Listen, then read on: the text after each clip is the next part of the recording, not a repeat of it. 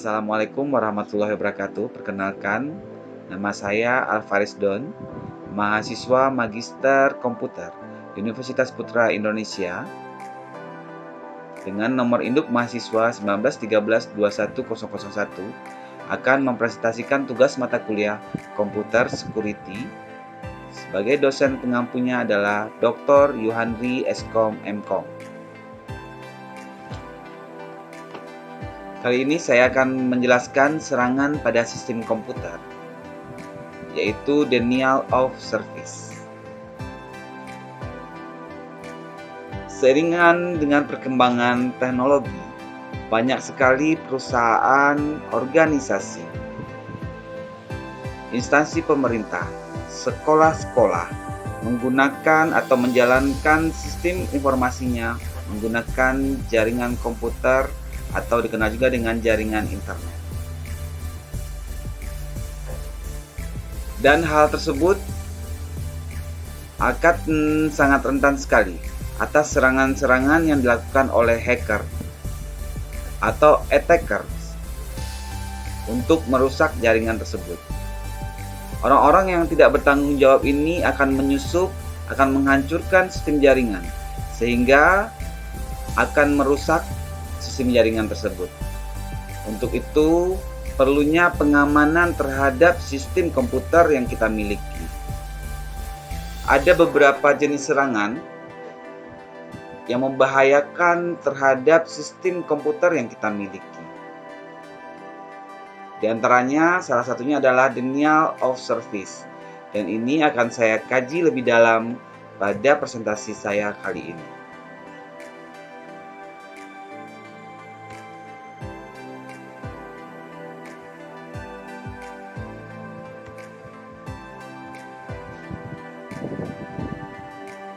Denial of service adalah jenis serangan yang ditujukan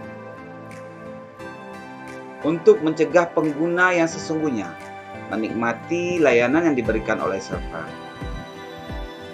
Satu komputer dan satu koneksi internet digunakan untuk membanjiri server dengan paket TCP/IP.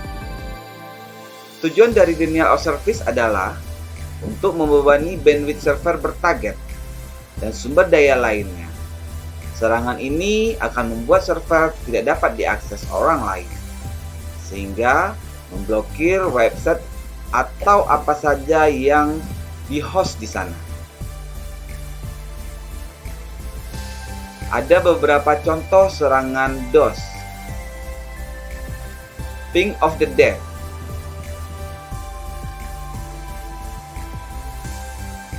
Yaitu dengan cara mengirim ping dalam ukuran yang besar, seperti contoh 65.535 byte, bisa mengakibatkan kerusakan crash pada komputer target. Yang kedua, sync flooding, mengirim data TCP sync dengan alamat palsu. Yang ketiga, teardrop attack, mengirim paket IP dengan nilai offset yang membingungkan. Yang keempat, smooth attack, mengirimkan paket ICMP bervolume besar dengan alamat host lain.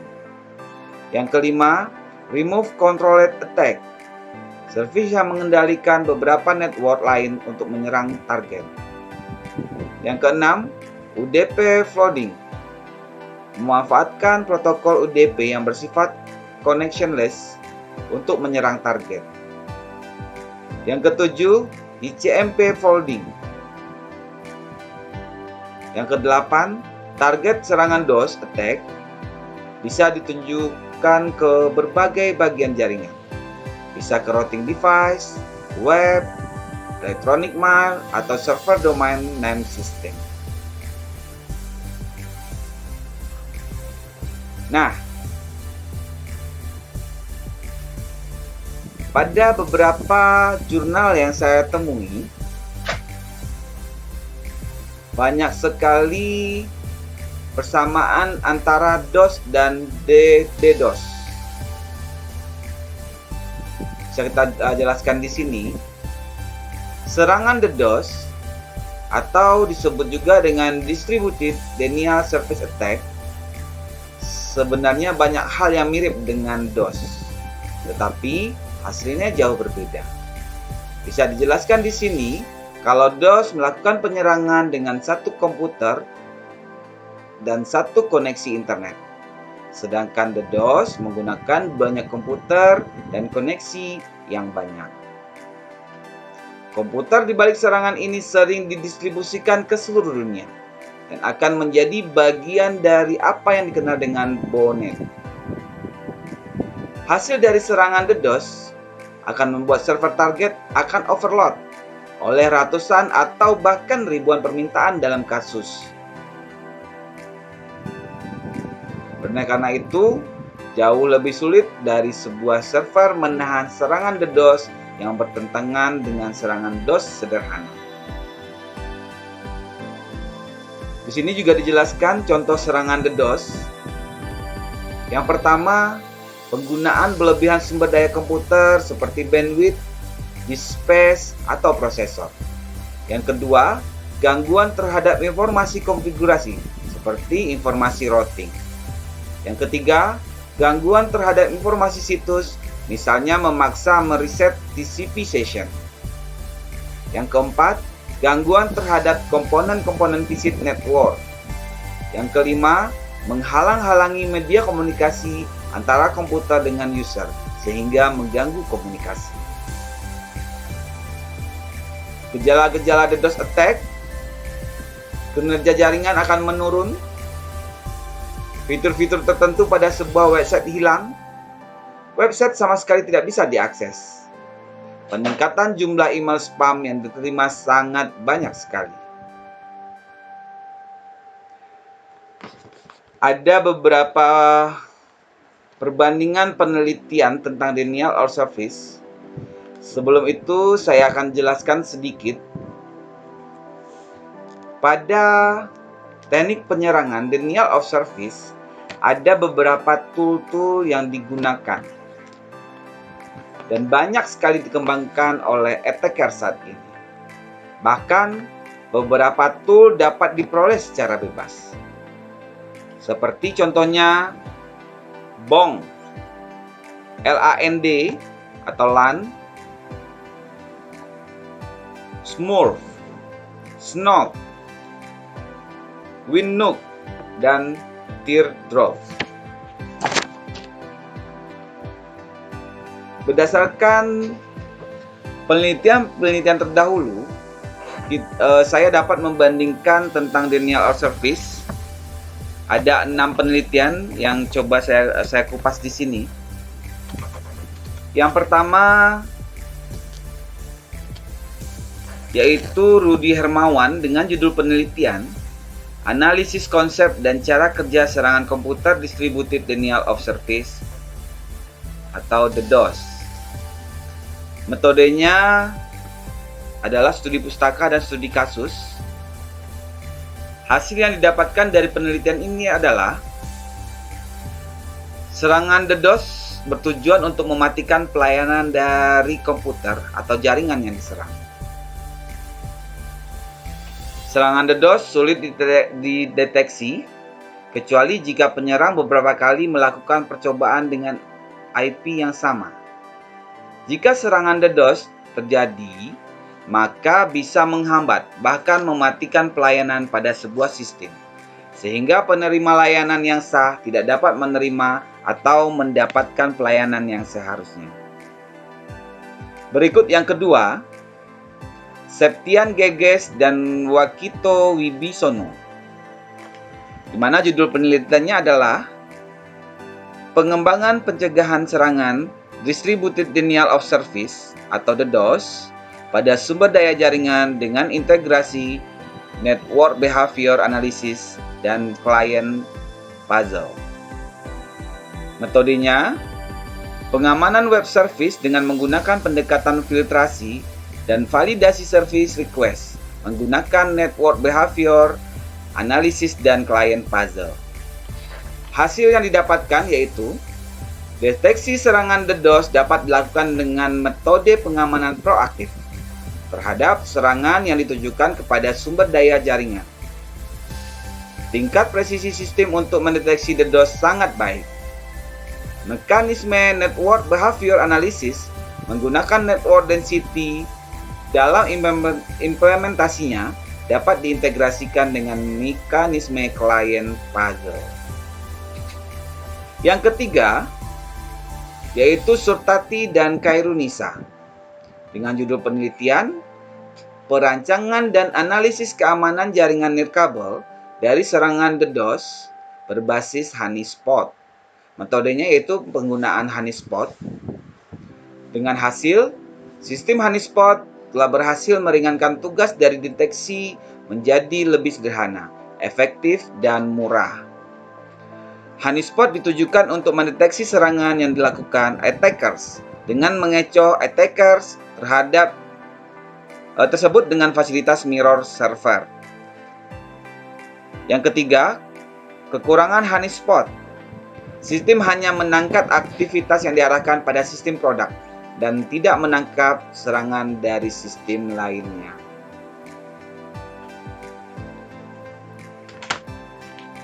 Penelitian keempat dengan judul Pengembangan IDS berbasis J48 untuk mendeteksi serangan DOS pada perangkat malware IoT.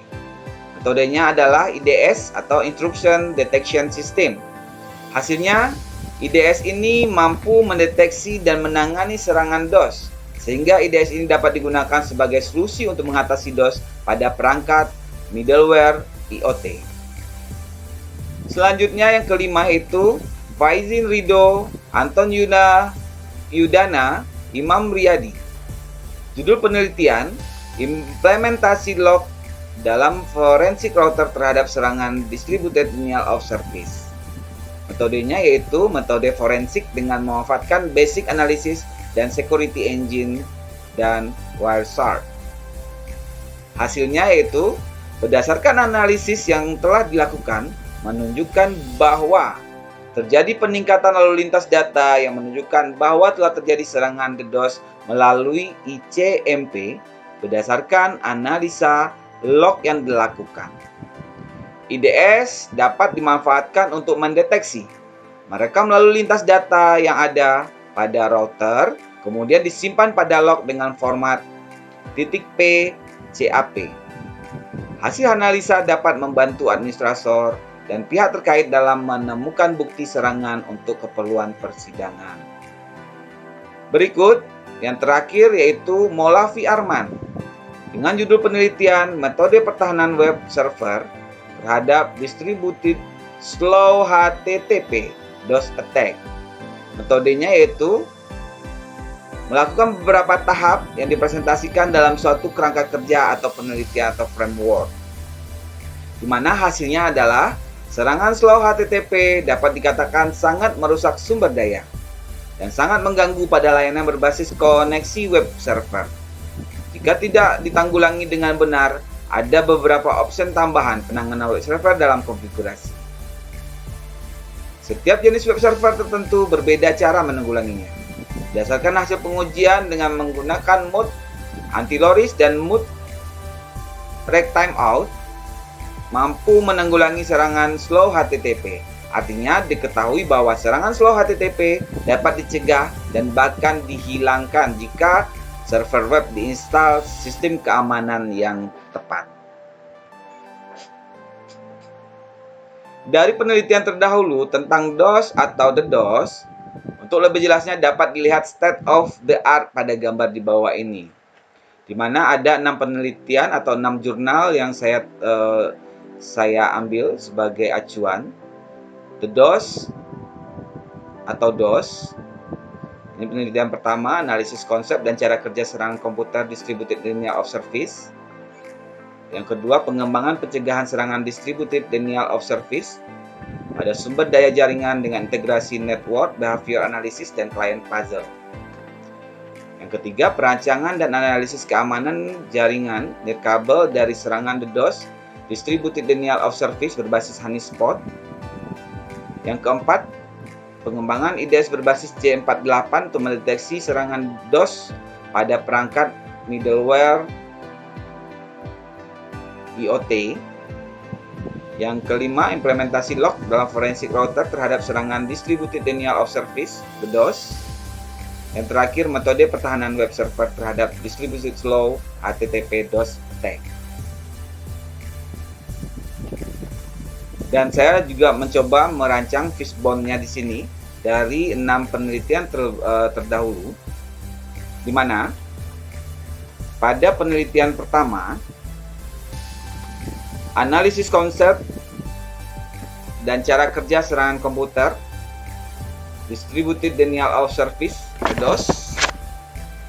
Di sana langkah-langkahnya studi pustaka, konsep serangan, mempelajari kasus, analisis data, simulasi serangan, dan kesimpulan. Pada penelitian kedua, bisa dijelaskan di sini, langkah-langkahnya pengembangan pencegahan serangan distributed denial of service pada sumber daya jaringan dengan integrasi network, behavior analysis, dan client puzzle, di mana dirancang protokol, yaitu protokol network behavior dan client puzzle, perancangan DDoS, mekanisme pengujiannya, uji fungsionalitas, uji performa sistem, dan terakhir kesimpulan.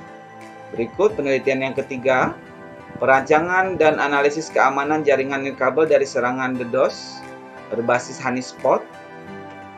Yang pertama, langkahnya itu mengelompokkan terminal, pengamanan fisik, pemisahan sumber daya listrik, pemberian label dan klasifikasi kabel, dan soft security. Penelitian keempat, pengembangan IDS berbasis J45 untuk mendeteksi serangan DOS pada perangkat middleware IoT. Langkahnya yaitu proses penggalian trafik, pembuatan decision tree, network based, detection engine, akurasi IDS, performa IDS. Penelitian kelima, implementasi lock dalam forensic router terhadap serangan distributed denial of service. Langkahnya snort pada instruction detection system IDS, basic analysis and security engine base, analisis menggunakan mekanisme forensik reporting. Penelitian terakhir, metode pertahanan web server terhadap distributed slow HTTP DOS attack, di mana langkahnya itu merancang web server dengan topologi, instalasi dan konfigurasi environment, denial of service, slow HTTP DOS attack, identifikasi dan pengujian serangan slow HTTP. Dari mata ikan ini bisa saya rencanakan perancangan, yaitu dengan judul Rancang Bangun Intrusion Detection guna mendeteksi ancaman serangan DOS atau DDoS. Baiklah, dari beberapa penjelasan saya tadi, saya bisa mengambil kesimpulan atau menarik kesimpulan di mana denial of service adalah serangan yang membuat server tidak bisa melayani pengguna yang sesungguhnya. Berikut ini adalah jenis-jenis DOS berdasarkan cara melakukan serangan. Yang pertama yaitu traffic flooding. Merupakan teknik yang digunakan dengan membanjiri lalu lintas jaringan dengan banyak data, sehingga pengguna yang lain tidak bisa dilayani. Yang kedua, request flooding merupakan teknik yang digunakan untuk membanjiri jaringan menggunakan banyak request. Akibatnya, pengguna lain yang terdaftar tidak dapat dilayani atau bisa menyibukkan server. Ada dua teknik. Yang pertama yaitu exploiting bug. Mengirim banyak spesialis craft request. Jumlah request tidak sebanyak jenis DOS yang menyibukkan server dengan normal request. Normal request mengirim banyak request normal seperti pengguna biasa. Diperlukan jumlah request yang lebih banyak dibandingkan jenis DOS yang menyibukkan server dengan exploit bug. Biasanya menggunakan botnet secara terdistribusi. Selanjutnya, mengganggu komunikasi antara sebuah host dan klien. Dan yang terakhir yaitu mematikan server, one shoot, one kill, dan membuat server menjadi crash, hang, atau reboot. Serangan DOS bersifat satu lawan satu, sehingga hanya perlu sebuah komputer atau host yang kuat, baik itu hardware, sistem operasi, dan aplikasi, agar mampu membanjiri lalu lintas host korban, sehingga mencegah user resmi atau valid untuk mengakses server. Sedangkan serangan DDoS atau Distributed Denial of Service ini menggunakan teknik yang lebih canggih dibanding dengan serangan DOS. Yang ini meningkatkan serangan dengan menggunakan beberapa buah komputer sekaligus, sehingga dapat mengakibatkan server atau keseluruhan segmen jaringan dapat menjadi mati total. Sekian presentasi dari saya, mudah-mudahan bermanfaat. Saya akhiri dengan Assalamualaikum warahmatullahi wabarakatuh.